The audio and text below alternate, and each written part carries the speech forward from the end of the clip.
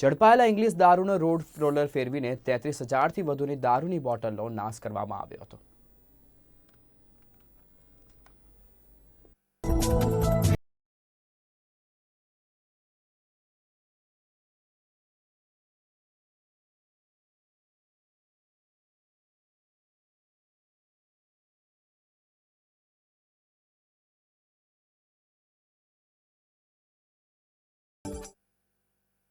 આજરોજ દેવભૂમિ દ્વારકા જિલ્લાના ખંભાળિયા મુકામે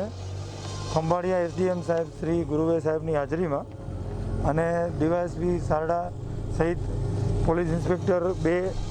પીએસઆઈ 3 અને 20 પોલીસ કર્મચારીઓના બંદોબસ્ત સહિત સાથે 30 જીઆરડીને બંદોબસ્તમાં રાખીને અલગ અલગ દારૂના જથ્થાનો નાશ કરવામાં આવેલ છે। જે દારૂના જથ્થામાં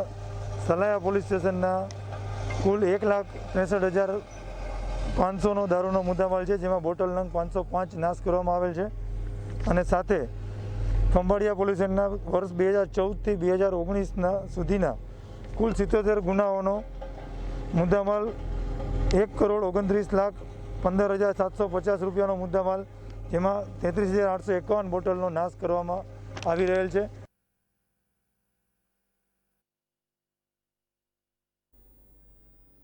જામનગર શહેરમાં યોજાયેલા અમૃત હાર મહોત્સવની